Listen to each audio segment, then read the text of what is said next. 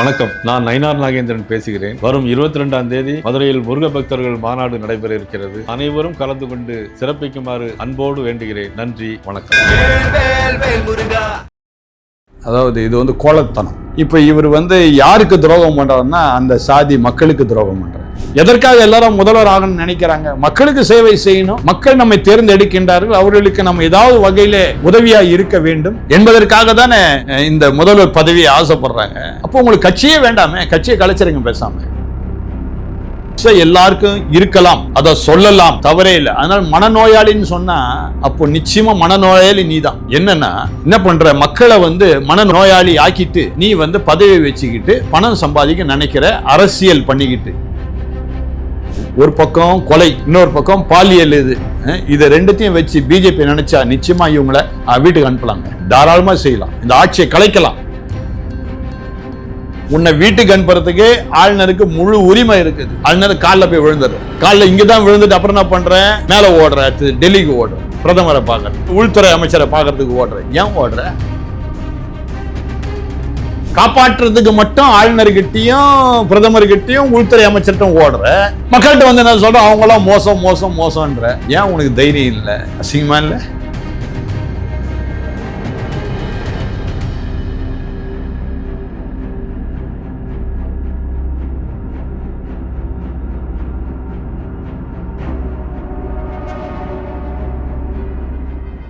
பேசு தமிழா பேசு நேயர்களுக்கு வணக்கம். இன்றைய நேர்காணலுக்காக நம்முடன் நினைக்கிறார் ஆர்ச் பிஷப் குணசேகரன் சாமுவேல் அவர்கள். வணக்கம் சார். வணக்கம். வணக்கம். எப்படி சார் இருக்கீங்க? நல்லா இருக்கிறேங்க. திருமாவளவன் அவர்களை பார்த்தும் ஒரு சிலரை கேட்டதாக ஒரு வினாவை சொல்லியிருக்காரு. என்னை பார்த்தும் ஏன் உங்கள் ஆசை நீங்கள் சொல்லவே மாட்டீங்க, உங்களுக்கும் முதல்வர் ஆசை இல்லையா அப்படின்னு என்னை பார்த்து சிலர் கேட்டிருக்காங்க. ஆனால் போஸ்ட் அடித்தவங்களாம் நான் தான் முதல்வர் அப்படி சொல்வதெல்லாம் ஒரு மனநோய் அப்படின்னு ஒரு பதிலை சொல்லியிருக்காரு. எப்படி பார்க்குறீங்க சார்? அதாவது இது கோலத்தனம். திருமாவளவனுக்கு ஏன் கோழையானார்? பேச்சு திறன் இருக்குது, பேசுவதில் வல்லவர்களாக இருக்கக்கூடியவர்கள் செயலிலும் வல்லவர்களாக இருக்கணும். இப்போ அவருடைய மாநாடில் பார்த்திங்கன்னா ஏகப்பட்ட கூட்டம், நல்ல கூட்டம். ஒரு ஜாதி பிரிவினரே அவர் பின்னாடி போய்கொண்டு இருக்கிறாங்க.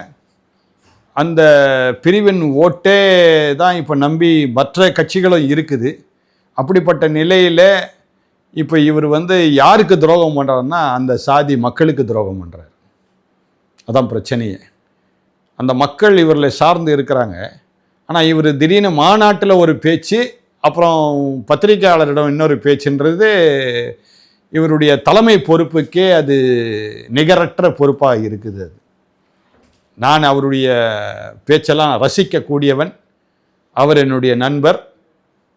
இதில் அவரை நான் எப்பொழுதுமே எந்த இடத்துலையுமே விமர்சனம் பண்ணதே கிடையாது. இதான் முதல் முறையாக அருமையான திருமாவளவன் அவர்களை நான் விமர்சனம் பண்ண வேண்டிய கட்டாயத்தில் தள்ளப்பட்டுட்டேன். இது சரியில்லை. ஏன் நீங்கள் முதல்வர் ஆகக்கூடாது? ஏன் உங்களுக்குள்ளே ஏன் அந்த எண்ணம் வரல? அப்போது மக்களை நீங்கள் நல்ல வழியில் சரிப்படுத்தணும்னு சொல்லி உங்கள் மேடைகளிலே பேசுகிறீங்களே தவிர அப்போ செயலில் இறங்க உங்களுக்கு தைரியம் இல்லை. அப்போது உங்களுடைய நோக்கெல்லாம் என்ன? அரசியல் நடத்தி பணம் சம்பாதிக்க வேண்டும், அரசியல் நடத்தி உங்களுடைய பதவியை காத்து கொள்ள வேண்டும். அப்படி தான் செயல்படுங்களே தவிர சமுதாயத்திற்காக, ஒரு இனத்திற்காக, மக்களுக்காக நீங்கள் சேவை செய்யணுன்ற எண்ணமே இல்லை. நீங்கள் முதல்வர் ஆனால் தானே அதை செய்ய முடியும்.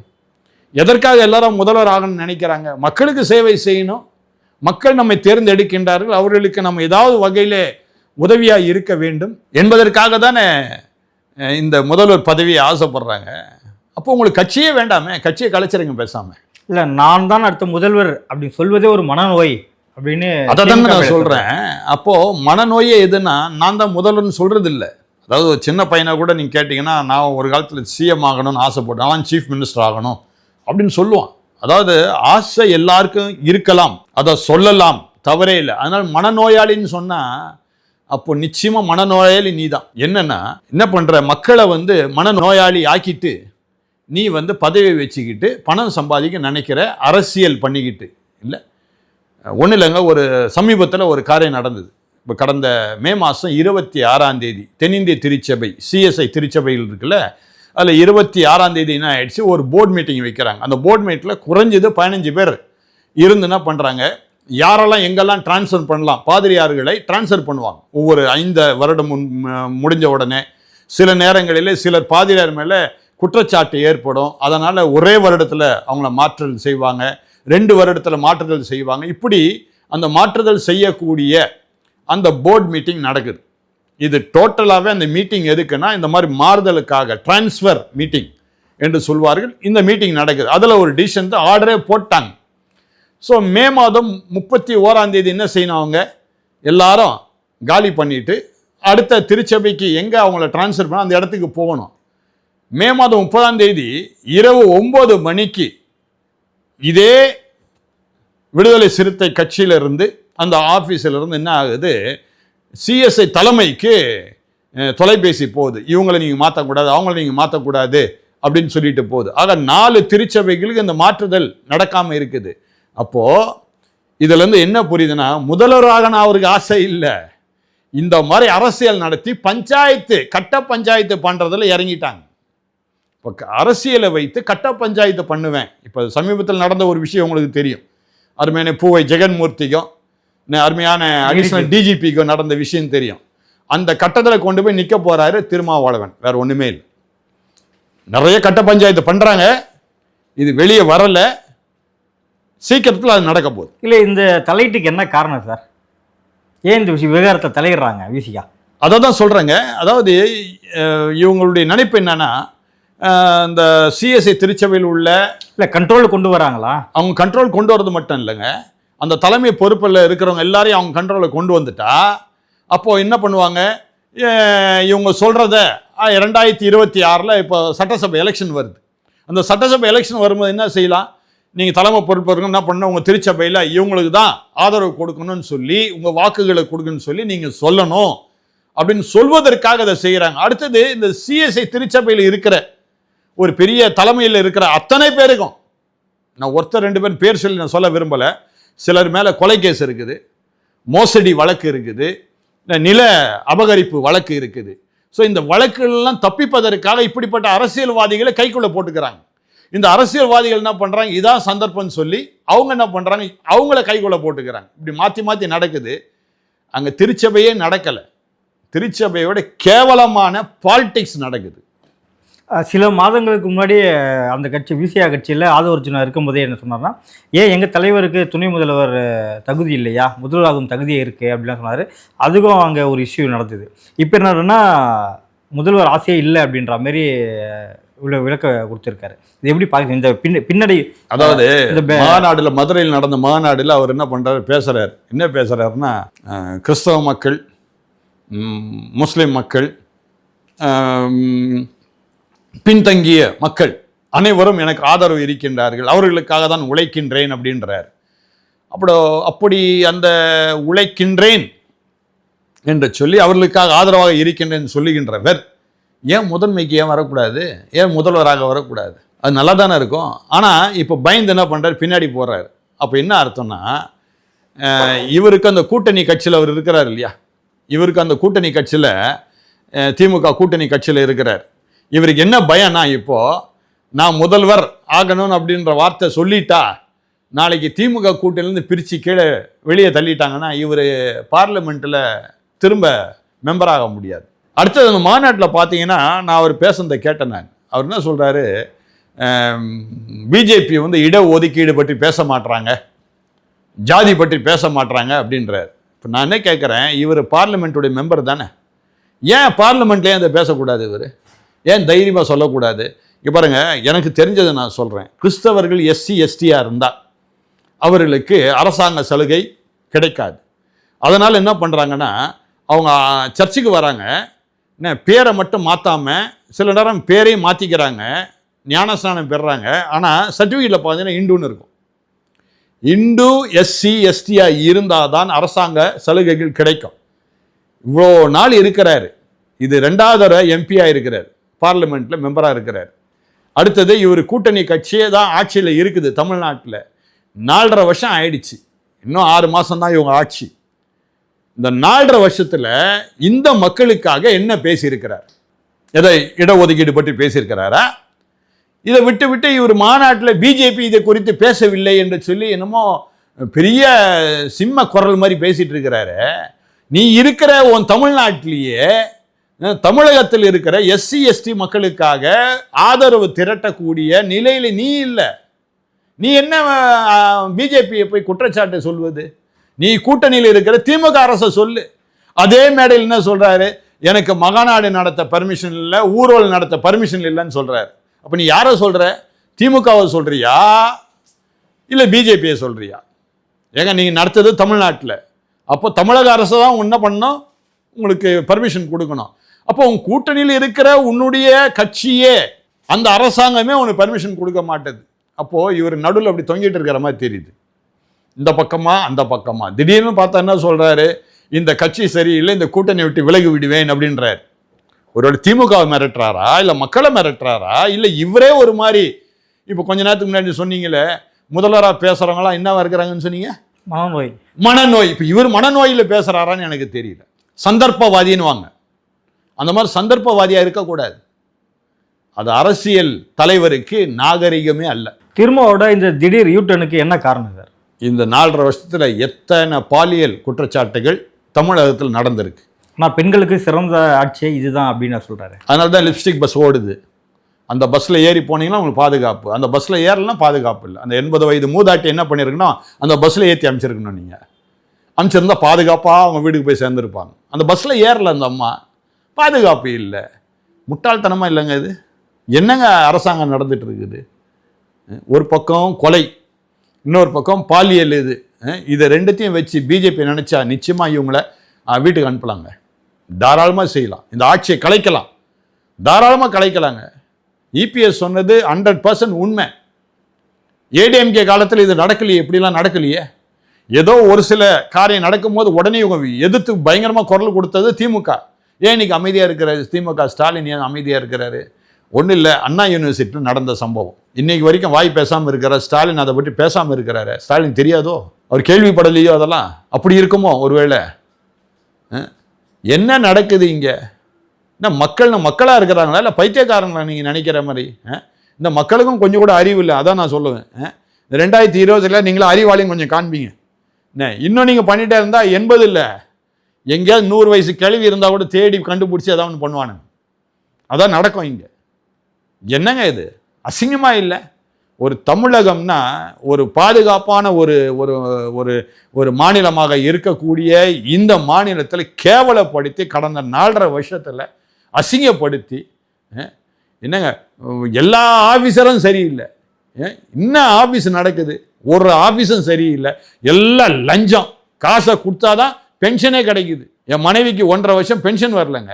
அங்கே போய் காசு கொடுக்குவான்னு கேட்ட பிற்பாடு வருதுங்க பென்ஷனு. என்னங்க இது வம்பு? இது எனக்கு நடந்த காரியத்தை நான் சொல்ல, மற்றவங்க என்ன நடக்குது எனக்கு தெரியாது. என்னுடைய அனுபவத்தை நான் பேசிட்டு இருக்கிறேன். நான் திருச்சபையில் கட்சிக்காரன் உள்ள நுழையிறான், உனக்கு என்னடா வேலை? என்னுடைய அருமையான ஒரு நண்பரை ஒருத்தன் விடுதலை சிறுத்தை மாவட்ட செயலாளர் மிரட்டுற மாதிரி பேசுகிறான். நீ எப்படி உன் போதகரை நீ திட்டுவ? நானே கேட்குறேன், அந்த போதகருக்கும் உனக்கு என்ன சம்பந்தம்? அடுத்து அந்த திருச்சபைக்கும் உனக்கு என்ன சம்பந்தம்? நீ கட்சியில் இருக்கிற ஒரு மாவட்ட செயலாளர், உனக்கு அந்த திருச்சபைக்கு என்ன சம்பந்தம்? எதுக்கு இதெல்லாம் பண்ணுறீங்க? ஒன்றுமே புரியலையே.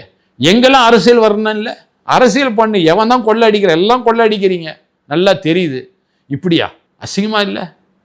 ஏன் ஒரு ரோடு சரியாக இருக்குதா? ஒரு சின்ன மழை பெய்யுதுங்க, ஒரு 2 மணி நேரம் மழை பெய்யுது, உடனே பாருங்களேன் மவுண்ட் ரோடெல்லாம் வெள்ளக்காடாயிடுது, முட்டி அளவு தண்ணி வருது.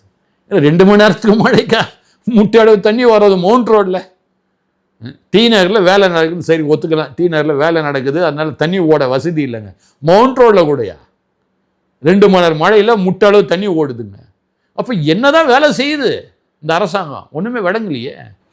இந்தியாவை இந்து நாடாக அறிவித்தாதான் இந்தியாவுக்கு பாதுகாப்பு அப்படின்னு சொல்லிட்டு டாக்டர் கிருஷ்ணசாமி அவர்கள் இந்த கருத்தை பதிவு பண்ணியிருக்காரு. இது எப்படி பார்க்குறீங்க சார்? நிச்சயமாங்க, இந்துன்றது மதமே கிடையாது. இந்துஸ்தான் அதுதான் நம்முடைய நாட்டுடைய பேரை. ஏன் பைபிள் சொல்லுது இந்துஸ்தான் அப்படின்னு சொல்லுது. எஸ்தர் 1:1 ஒரு பகுதி இருக்குது. ஃப்ரம் ஹிந்துஸ்தான் டு எத்தியோப்பியா அப்படின்னு போட்டிருக்குது. அது தமிழில் பார்த்தீங்கன்னா இந்தியாவிலிருந்து எத்தியோப்பியாவிற்கு அப்படின்ற வசனமே இருக்குது, எஸ்தர் 1:1. அப்போது அது ஆங்கிலத்தில் குறிப்பிடும் போது என்ன சொல்லுவாங்க, இந்துஸ்தான் அப்படின்றாங்க. தாராளமாக இந்து நாடுன்னு சொல்லியிருக்கலாமே. இந்துன்றது ஒரு மதமே இல்லையே. ஏன் நீங்கள் மதம்னு சும்மா போட்டு அந்த பேரை சொன்னாலே அது மதம் சொல்லி மதம் யாருக்கு இருக்கும்? யானைக்கு தான் வரும் மதம். மற்றவங்களாம் மதம்னு சொன்னால் அவன் யானைன்னு அர்த்தம், வேற ஒன்றும் இல்லை. நல்லது தானே, இந்து நாடுன்னு சொல்லிட்டு போங்க. நானே பெருமை கொள்வேன். இந்து நாட்டு நான் எப்பவுமே சொல்கிறேன், நான் இந்துஸ்தான், நான் இந்து தான் அப்படின்னு தைரியமாக நான் சொல்லியிருக்கிறேன். பல இடங்களில் பேட்டிகளில் சொல்லி நான் இந்து தான். அப்படி இருக்கும்போது நான் இந்து நாட்டின் குடிமகன் அப்படின்னு சொல்வதில் பெருமை தான் கொள்வேனே தவிர அதில் தவறே கிடையாது.